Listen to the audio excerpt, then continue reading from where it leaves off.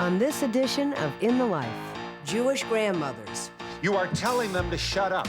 Now this, yes, you are. Nobody's gonna shut me up because silence equals death. Pope royalty.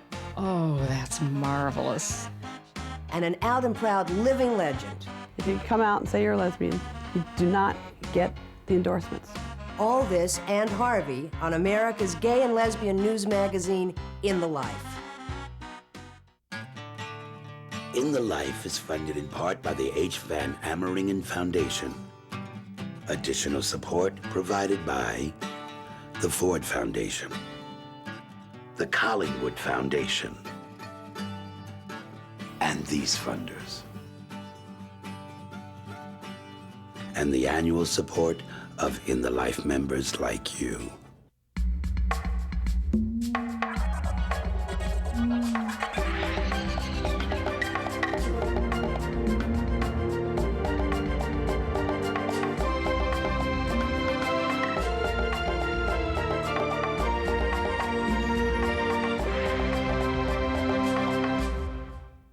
Welcome to In the Life. I'm Cherry Jones. For many LGBT people, coming out can lead to complications with immediate family. Consequently, queer people often create surrogate families with one another. And this is at the heart of what we call community. As we celebrate Mother's Day, In the Life salutes the women of our community who have pushed the boundaries of the larger culture to make life more interesting and sometimes easier for LGBT people. Tonight, we begin with a quick reminder of the many contributors. There needs to be a paradigm shift in this state as well as this country with respect to how people in the general public see gay and lesbian people. Pass on the word that Middle Eastern lesbians do exist.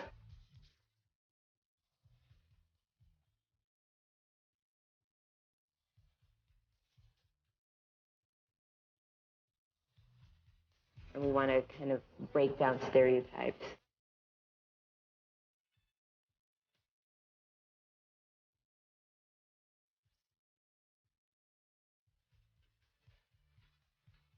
AIDS is just a very large barometer for the kind of neglect and intolerance and really ugliness of this population.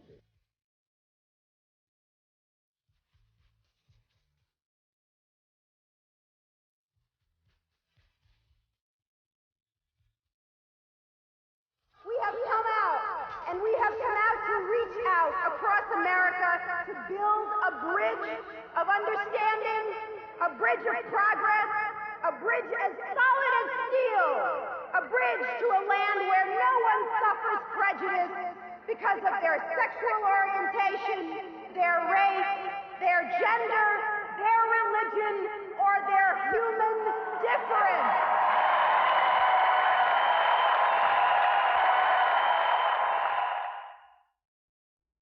Sometimes the most prolific form of activism is simply living. Having survived Nazi Germany and being jailed in Paris in the late 1930s, Peter Worth embodied this spirit. Born Ruth, she was dubbed Peter by friends. It was a nickname she liked and carried with her for most of her life. At the time of this interview, Peter was 81, and as you'll see, she has a captivating smile that highlights her eternal youth. I was about 14, and I read a book that I didn't understand, and I asked a friend what this was all about. And she told me there are women who love women instead of men. And we figured out that must be the case with me. I always wanted to dress a little differently. You know, I like ties and stuff like that. And well, I always had crushes on women, but that was, I think, that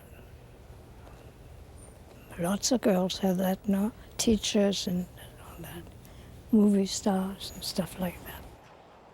I was very sad because I thought I can never have any contact with that kind of people. What am I going to do, you know? But then it happened, and yeah.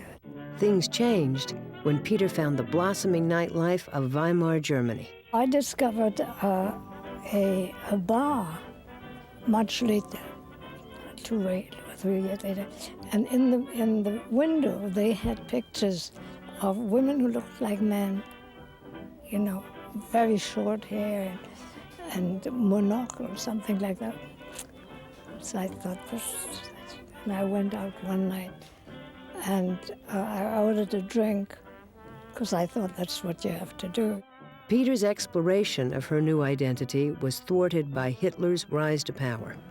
She moved to Paris to stay with her mother, but remained emotionally attached to her homeland. Don't ask me why I went back several times. It was just so stupid, you know. Well, after the Olympiad, I never went back. During the 1936 Olympics in Berlin, Peter ventured to Germany for the last time. In 1936, there was the Olympiad in Germany, in Berlin. And a friend of mine wrote that everything was going to be different. She was still in Berlin because the Nazis wanted to show everybody that whatever horror stories they had heard were not true. So they opened up a bar. Well, I wanted to go. They had a men's orchestra, and women were dancing and meeting. And I don't know what the purpose was, except maybe to have our names. I mean, it was under Hitler. Everything belonged to Hitler, you know. And I went with this girl, and about 5 minutes later, there were about 6 or 8 policemen, but not in uniform, and, you know. And they said, pay up for your drinks and get out. And there was a big van, and it took us to the main police station in Berlin. And then they separated the girls from the boys. And I don't know what happened to the boys. They were left off somewhere. And the girls were separately interviewed. But when they were let out, you know, you don't know what happened. And I was the very last one, and I had my French identification card, but it had the name that I was giving them. And then they checked with the police station that in which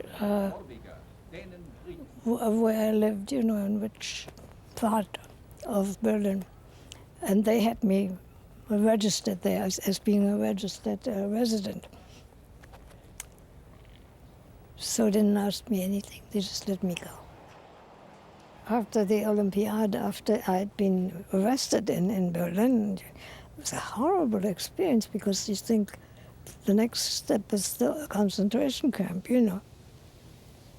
I never went back. But back in France, Germans were being gathered up and sent to prisoner of war camps as suspected spies. Upon her return, Peter was taken.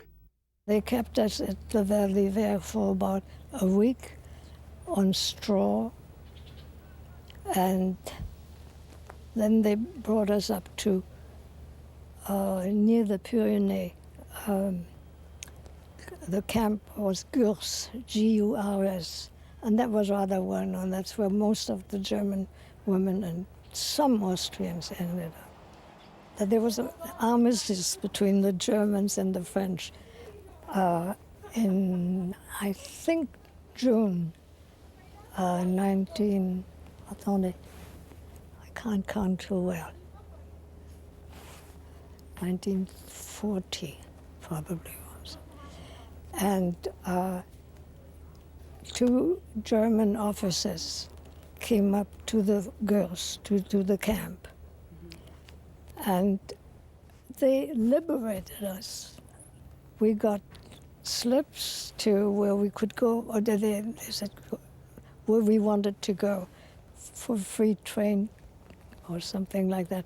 But also they said there were about 2 million French refugees in the roads, you know, running away from the Germans and running back to the Germans. It was war.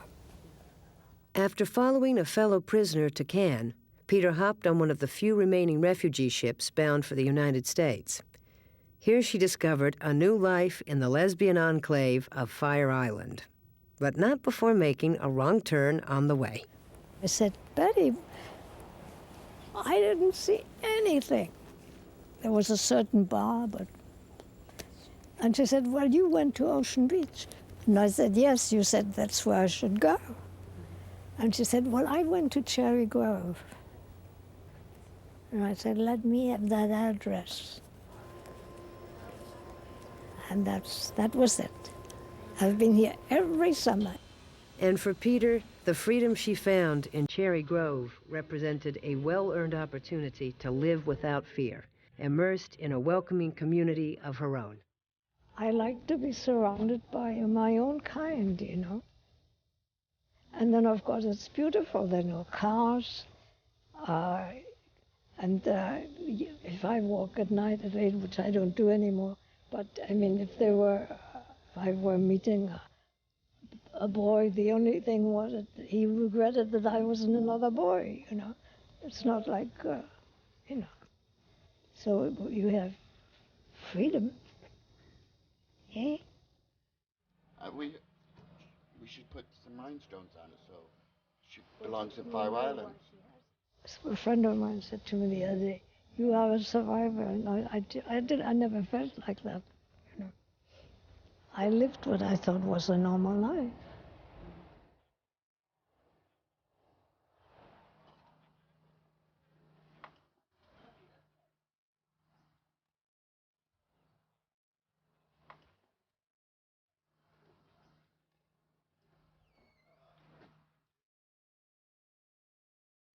Peter passed away in 1996, and while she never considered herself a politically active person, she left significant contributions to Land Illegal and SAGE, hoping to give others a chance to live her normal kind of life.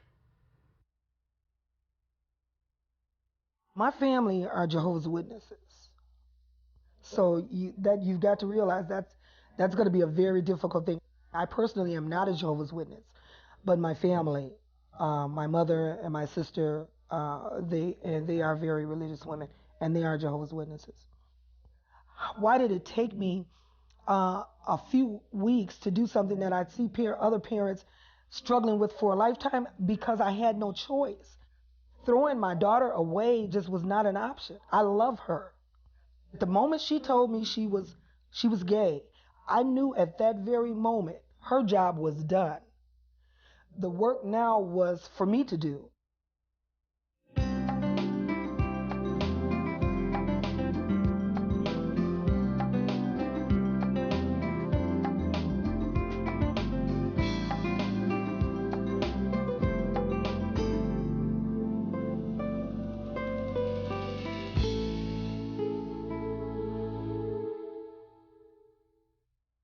Much of lesbian history is recorded in the pages of 1950s pulp novels. And though many of the characters' lives in the drugstore paperbacks ended tragically, the country got an eye-opening look into a world not easily accessible in the McCarthy era. The popularity of these books ensured their distribution, and one author quickly became known as the Queen of Pulp, Anne Bannon, whose tawdry tales documented gay life in Greenwich Village, takes a stroll down memory lane in Odd Girl Out.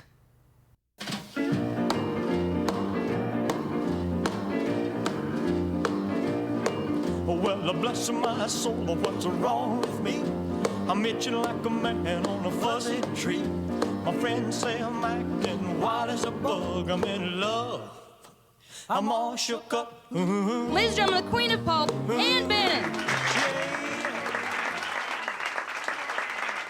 I'm going to read you a little bit of the first big love scene between two sorority sisters, Beth and Laura. Fresh from this experience myself, these two young women share a room, and they have discovered that they are really good friends. Beth murmured as Laura's hands began to trace the curves of her back. Oh, that's marvelous. Many of the pulps were originally written by men and driven by sex and sales. Very often, the lesbians in these stories were evil or alien, and their lives were riddled with tragedy. But women were writing romantic stories about women brave enough to buck the odds, to find each other, to make a life together in a period that was very hostile to that. I think that's why the women all around the country who had no other outlet loved them. I don't know why, but I'm feeling so sad. I long to try something I've never had. I got an awful lot of letters from women who, hard as it is to believe in the 21st century, really did not know that they were not isolated, freaky people. And it was very painful, very tough for them. And when these books came out, they were usually available on drugstore kiosks, at bus stations, at airports, at the train station. That was an adventure in itself, to have the courage to go up to a clerk in a drugstore with a couple of gay novels, and you'd slide them under the box of Kleenex and on top of the toothpaste. You sort of try to sneak them past the guy at the cash register. The character that I think probably is the most autobiographical is Beth Cullison. She is the beautiful senior in the sorority house in the original book, Odd Girl Out, with whom Laura falls in love. And many books later, having been married and had children, Beth finds the courage to break away from a handsome, successful young husband and come to New York, where she knows Laura is. What doesn't occur to her until she gets here is that Laura wasn't in the deep freeze while Beth was busy having kids and being married out in Pasadena. So it doesn't turn out as she thinks it will, but it turns out even better because she connects with Bebo Brinker. I didn't literally see Bebo Brinker walking around the streets of the village, but I wanted to see her. Greenwich Village had the same magnetic pull that the Castro came to have, or that Paris in the 20s had. You had to get here. It excited Bebo intensely, all that femininity. There was no shame, no shock, no self-consciousness about it at all. They were enjoying themselves. They were having fun in the most natural way imaginable. They were all in love, or so it seemed. They were, what did Jack call it? Gay. We lived in Philadelphia. I was newly married, and I would come up on the train and stay with friends up here. We were very frightened of the bars being raided, and we knew it would happen. And the last thing you wanted was to get hauled off in the paddy wagon and find your name the next morning in the paper. I mean, that would have been a disaster. I had children. A lot of women did. What a tremendous relief it was for me, who could not get out there and live a life, to live it through my own imagination and to know this place well enough I could capture a little bit of it and make it real for the women who were hungry for a connection. A populace of now out and proud lesbians have rescued their pulps from the realm of the disposable dime store novel and transformed them into the treasured artifacts of a pivotal era. I would have been very surprised if I had had any idea that I was, in a sense, writing a social history. But I think that's what the pulp fiction gave us. It was a perspective on a life that was just beginning to be a little more aware of itself as a community. And that's why it's kind of fun. It's a snapshot of what we were and where we got started after the great Second World War. Still to come on In the Life, Poetic Vision. We are afraid our words will not be heard nor welcome. Beschert. I love that. That's wonderful. And a grand slam. Every single day I go out in public, somebody has a story to tell me about that match. There have long been voices that rise above rhetoric, reaching deep into the hearts and souls of people everywhere. Now, one such voice was that of Audre Lorde, acclaimed poet and scholar, feminist and outspoken voice of reason. And as you'll see in this next segment, Rise Above, her ideas have challenged the social prejudice of our culture, and her words will continue to give pause for generations to come. Audre Lorde was a woman of Caribbean ancestry and of African descent who would often go out and identify herself as a Black feminist, lesbian, poet, mother, warrior, doing her work, and she would issue the challenge of whether or not people were doing theirs. And it could be argued that if you open up any of her texts randomly to a page and point to a line, that there's a profound insight to be held there. She was a visionary. And when we speak, we are afraid our words will not be heard nor welcome. From her first poem being published while she was still in high school, to her numerous books published on poetry and prose, Audre Lorde captivated the minds and souls of her readers. But when we are silent, we are still afraid. So, it is better to speak, remembering we were never meant to survive. Audre Lorde was also an activist. She believed that protest was genuinely necessary to create social change. Well, lesbians and gay men have always been in the vanguard of struggles for liberation and justice in this country and within our communities. She believed that art and activism were inseparable, that the two supported each other and that you couldn't do one without the other. And she also believed in bringing all of herself to the table, meaning that you could not separate her Blackness from her sexuality, from any of her beliefs, that she was all of these things and that you couldn't ask her to leave one thing at home. Enveloped by the civil rights movement while a librarian in Jackson, Mississippi, she became an outspoken advocate for equality. So I cannot recall the words of my first poem, but I remember the promise I made my pen, never to leave it lying in somebody else's blood. She's an example of the treasures and talents that are inherent in our community. She's an inspiration, but she's also endemic of the capacity that different people of color have to be able to engage in struggle and have vision around that. To hereby award this Walt Whitman Citation of Merit for Poets to Audre Lorde and designate her State Poet for the State of New York for the years 1991 through 1993. Thank you. In his introduction, Cuomo said, "Her imagination is charged by a sharp sense of racial injustice and cruelty, of sexual prejudice. She cries out against it as the voice of indignant humanity." Audre Lorde is the voice of the eloquent outsider who speaks in a language that can reach and touch people everywhere. Integrity of Audre Lorde is something that very much guides our work. And being able to say the statements that are unpopular, to make the hard choices of taking stands for communities that don't have a lot of access to power, that was something that she took very seriously in her life, and we take inspiration and courage from that. In 1999, the Audre Lorde Project actually went through a mission change, where explicitly changing from a community center to a community organizing center. And what that's meant for the Audre Lorde Project is that we've really worked over the last few years to prioritize and centralize grassroots community organizing as part of our work. The way we do our work is very much the way that she approached her work.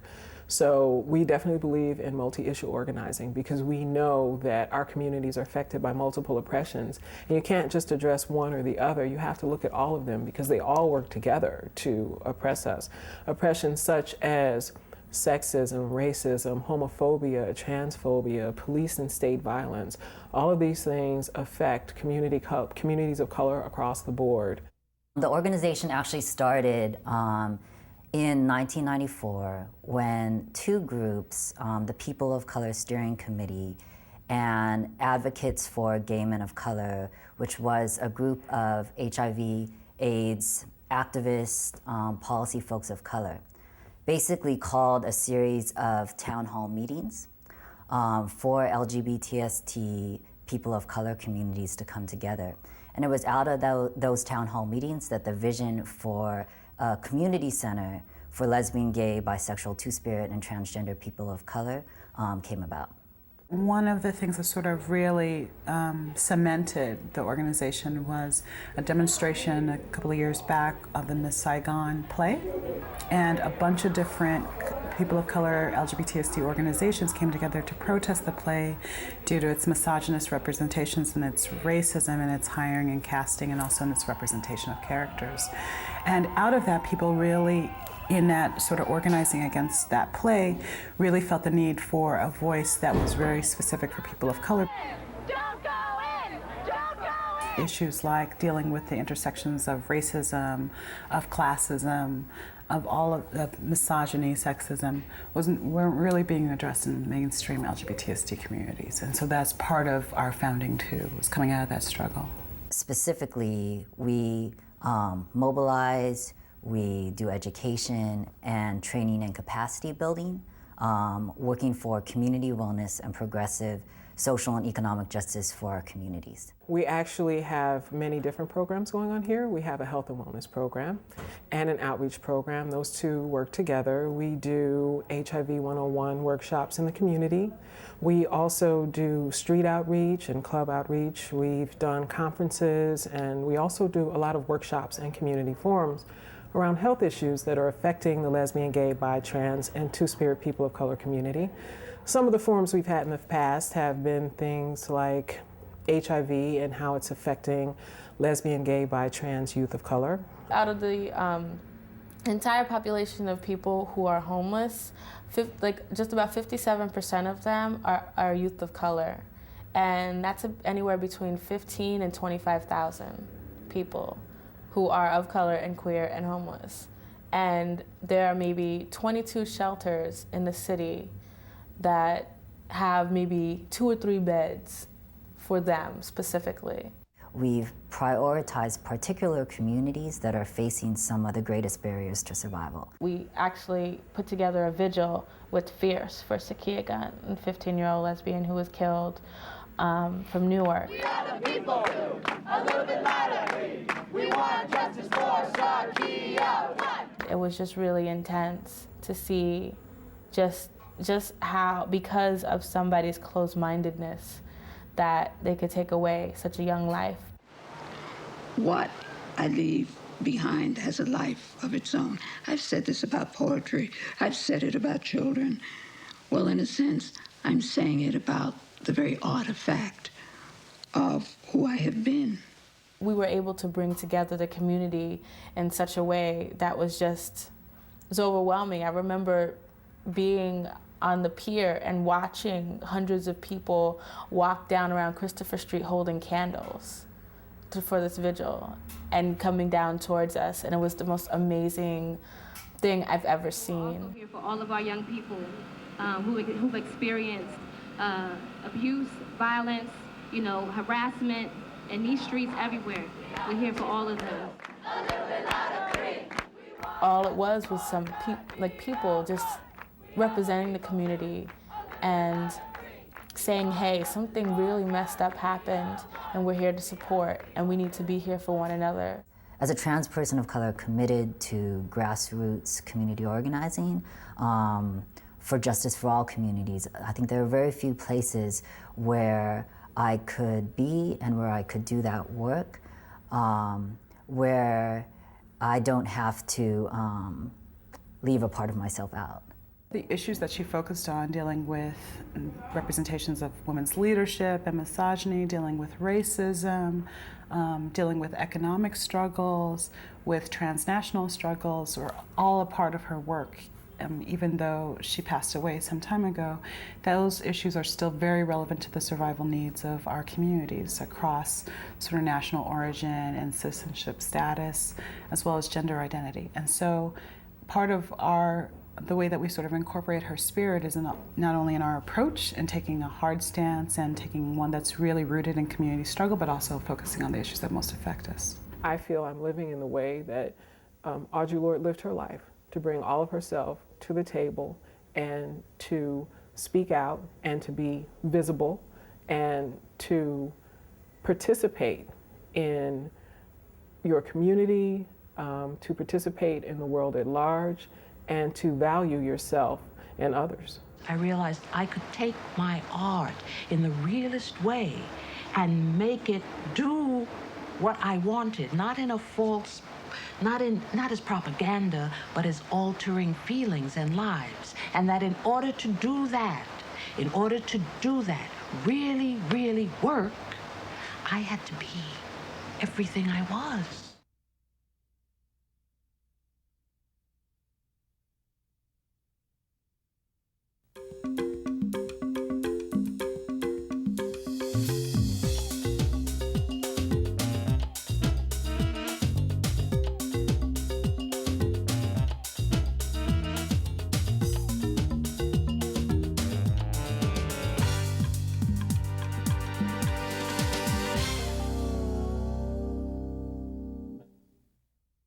In 1988, a lesbian couple sued the New York Department of Education for domestic partner benefits. And 5 years later, they won that right for all city employees. But what filmmaker Deborah Dixon found was that the personal story of these women, Ruthie Berman and Connie Kurtz, was much bigger than a single lawsuit. In tonight's Reel to Reel, Ruthie and Connie, Dixon talks about their friendship, their romance, and their extraordinary journey from 1950s housewives to modern-day activist grandmothers.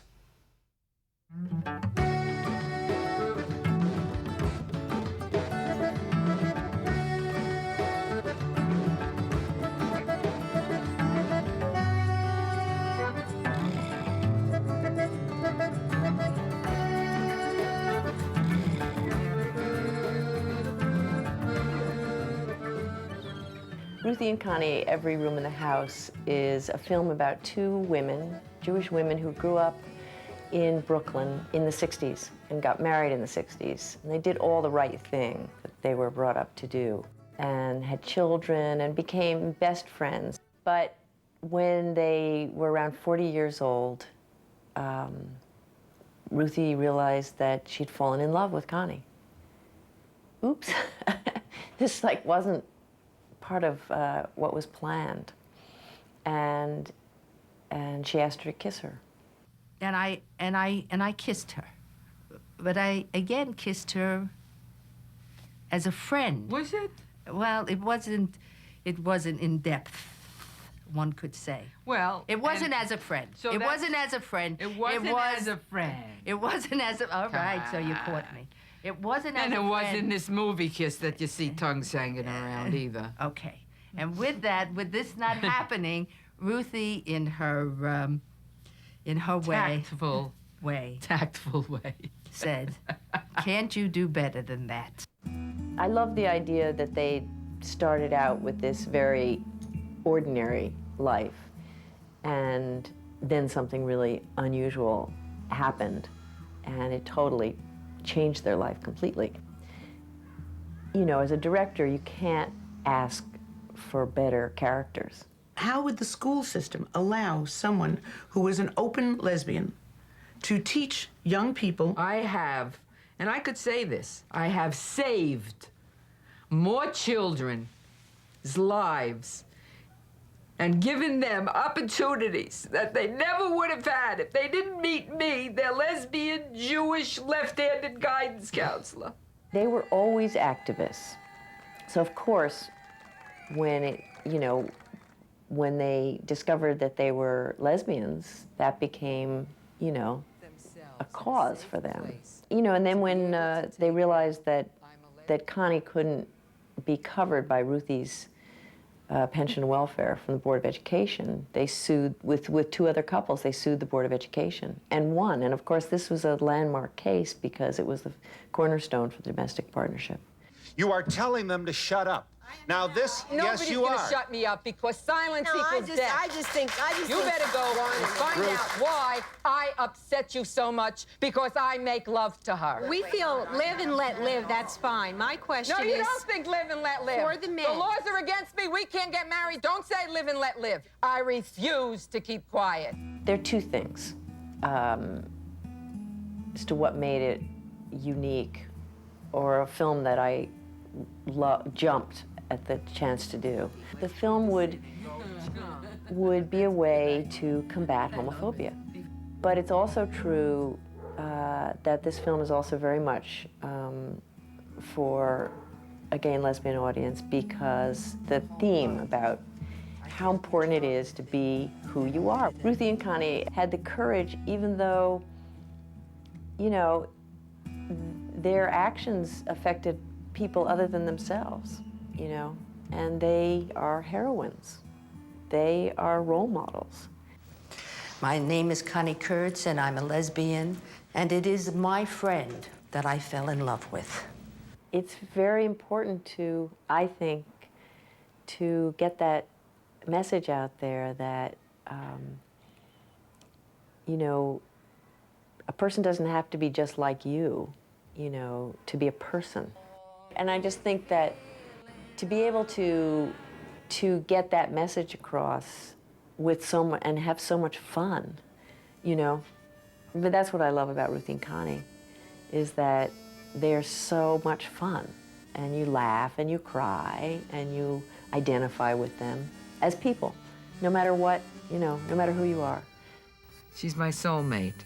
For us, it's Bashert that we have been together to be who we are as lesbians, as Jewish women, as mothers, as grandmothers, and all the ways that we are people.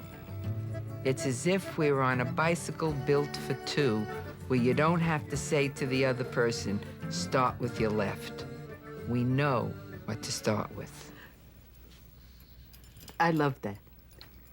That's wonderful. The film Ruthie and Connie, Every Room in the House, has made the film festival run and garnered quite a bit of attention. Meanwhile, Ruthie and Connie still remain active in community service. As much as gays and lesbians might be just like everybody else, under the law, we are not.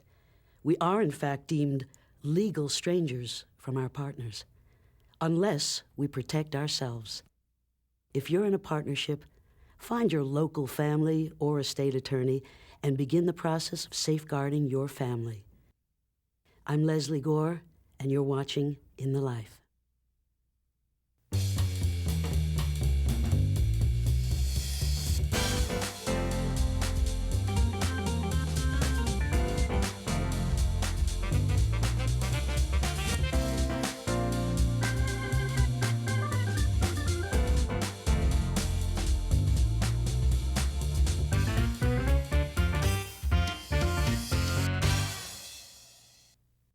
Where there was no opportunity, she created it. Where there was a challenge, she took it. And where there was controversy, she faced it. Today we recognize Billie Jean King as one of the most influential voices in both the women's movement and the world of professional sports. She became one of tennis's greatest legends, and with her tennis game, she changed the culture. Tonight, in Billie, we look at the extraordinary life of Billie Jean King.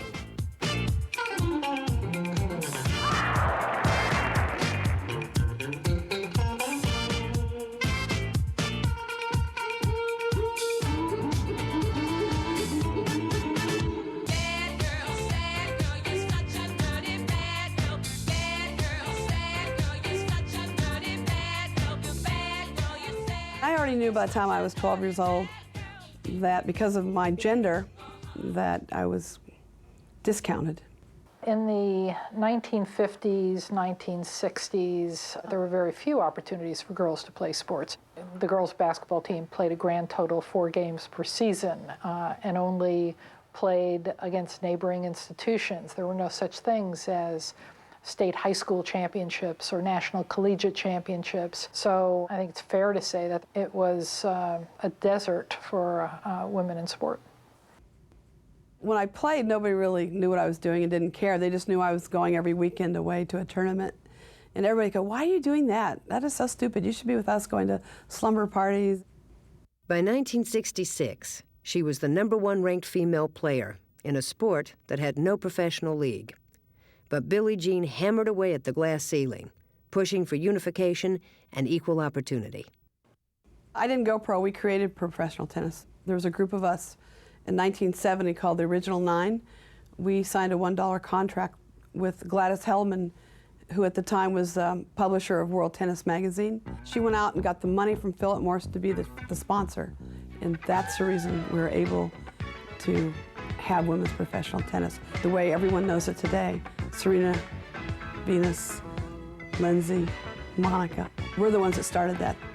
The birth of the Virginia Slims tournament would give rise to the Women's Professional Tennis Tour and to financial independence for players, a luxury King and the original 9 labored for. We knew we weren't going to be the big winners in this whole thing. We knew the next generations were going to be the big ones. I made $1,000,009 something. Chris Everett made $8 or $9 million.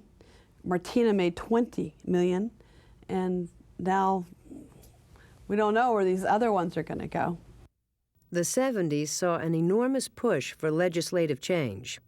One of the most important laws was Title IX of the 1972 Educational Amendments, which mandated that educational programs receiving federal funds not discriminate on the basis of sex. It was a grand slam for King, who was a key lobbyist for the amendment.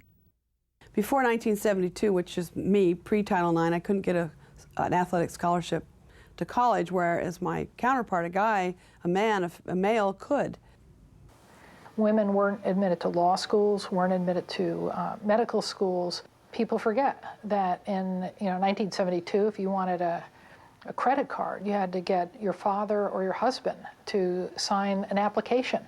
While feminists celebrated the victory and the WPT evolved, former #1 men's tennis player Bobby Riggs plotted a media event that would be unparalleled in sports history. Live from the Astrodome in Houston, Texas, the tennis battle of the sexes, Billie Jean King versus Bobby Riggs. It was at the height of the women's movement. We had Watergate heating up, Vietnam cooling down. We had Roe versus Wade. It was a very tumultuous time in society. After repeatedly dodging his challenge, King finally accepted after Riggs' highly publicized match with the top female player. I only played him because he beat Margaret Court in the same year. She was #1 in the world in 1973. He beat her very badly, very soundly.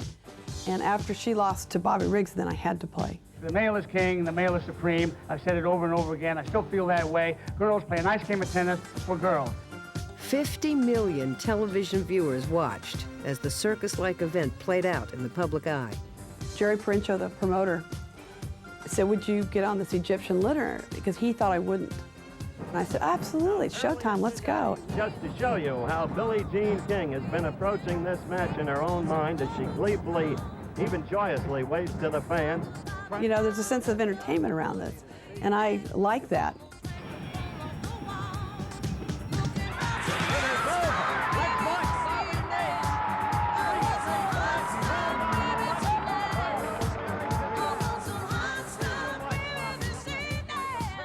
Billie Jean's next high-profile event was of a slightly different nature. In 1981, a palimony suit brought by her former lover outed Billie Jean, threatening not only her financial security, but also the vitality of the women's tour. I'd just gotten all these fantastic endorsements. I was just going to retire, and this was when I finally was going to get to cash in on the big bucks of those days. I mean, now it would be such a small amount, but it was millions. And if you're new to Virginia Slims, these ladies play the best 2 out of 3. The sponsors of the women's tour were very nervous. You know, this is 20 years ago we're talking about, and you know, sexuality was not talked about, and Billie Jean was the biggest star. Beautiful. Oh, are we seeing some outstanding tennis? Everybody said if I said anything, they wouldn't have the tour. I mean, that is a major responsibility, I think.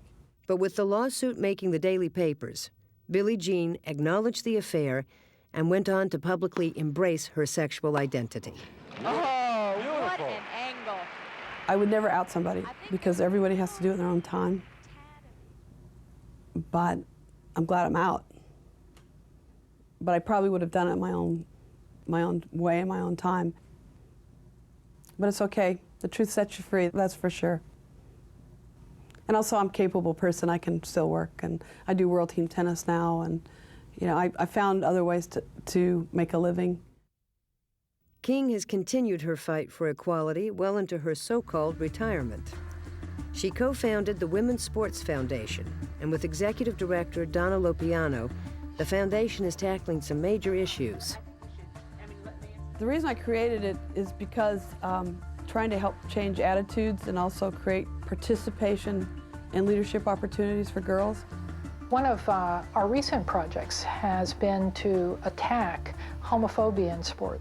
It has become common practice for people who don't want girls to play to label female athletes as lesbians. And for some girls, that deters them from playing.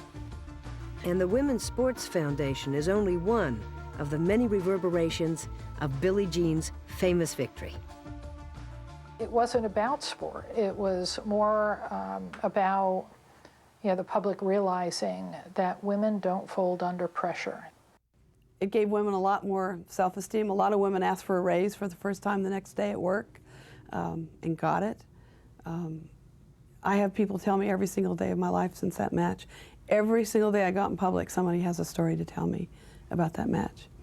It went beyond tennis, it went beyond sports. It really, I think, empowered women in a way that Gloria Steinem couldn't imagine. And I know Billie was trying to tell her that sports and social change were intertwined, and Gloria didn't quite get it then, but I think she gets it now because quite often I think sports was a precursor to social change.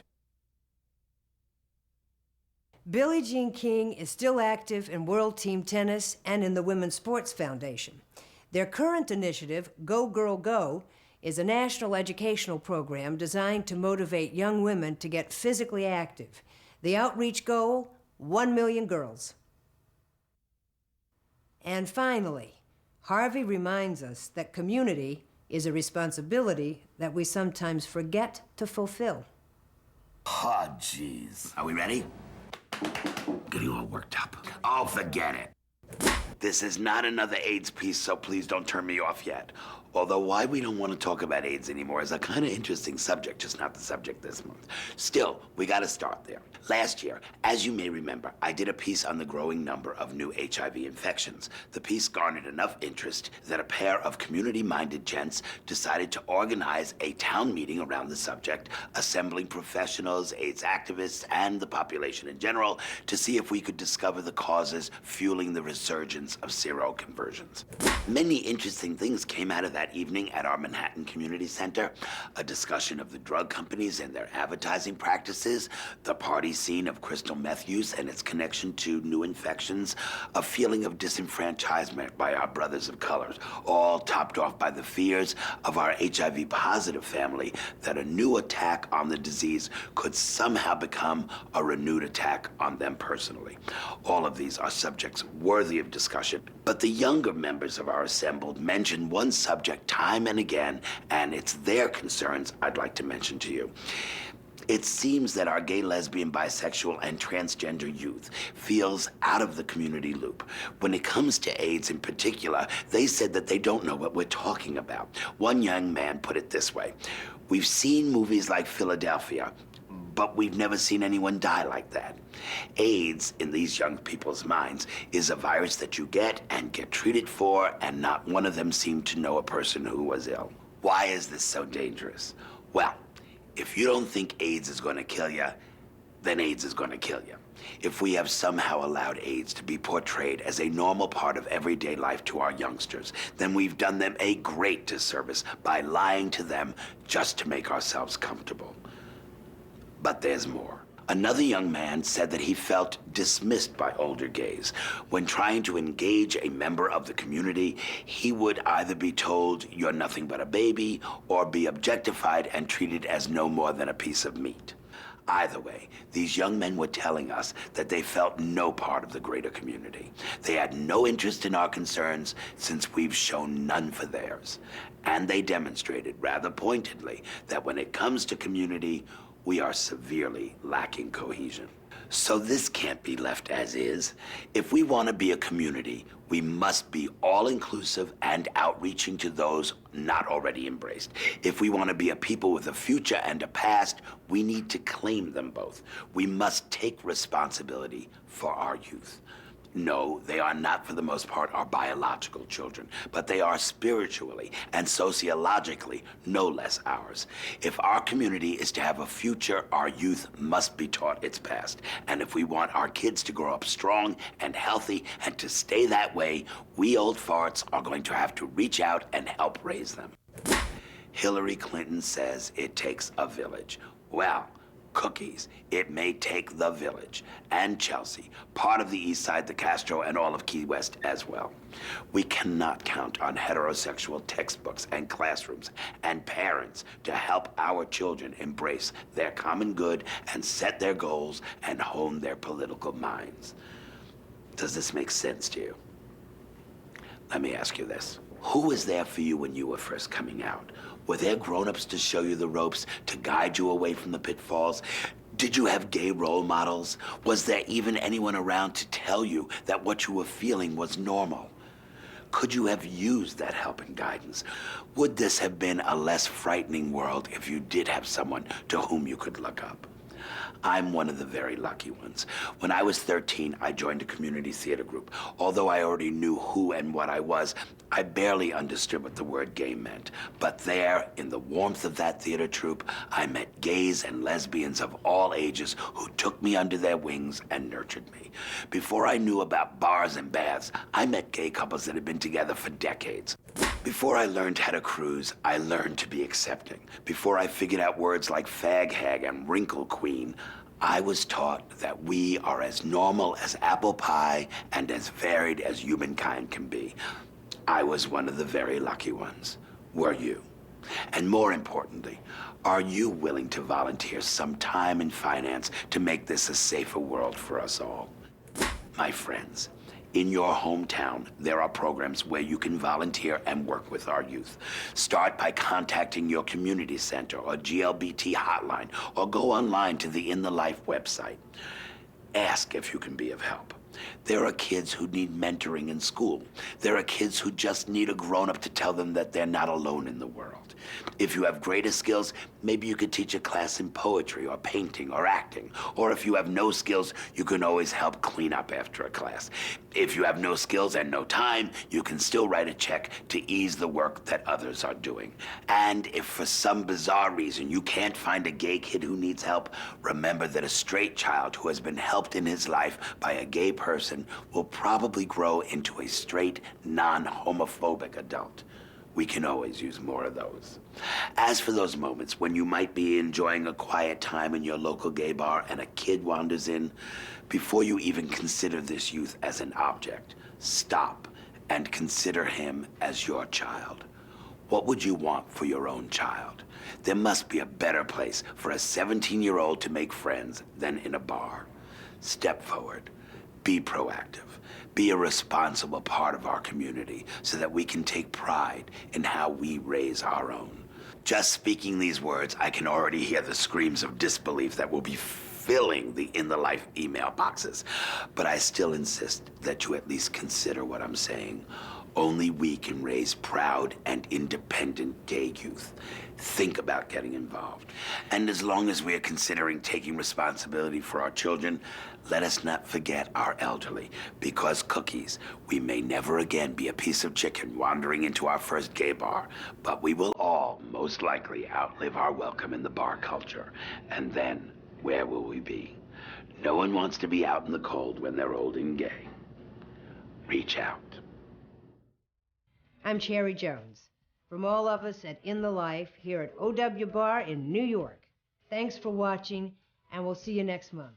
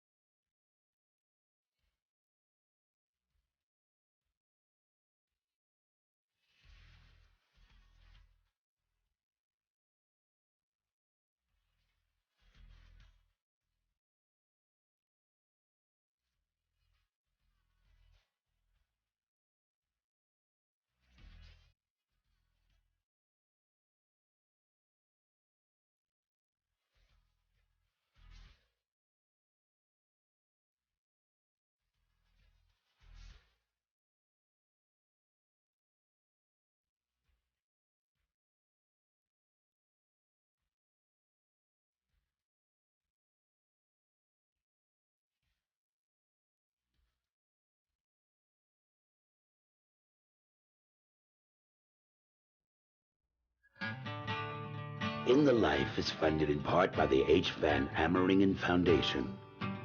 Additional support provided by the Ford Foundation, the Collingwood Foundation, and these funders, and the annual support of In the Life members like you.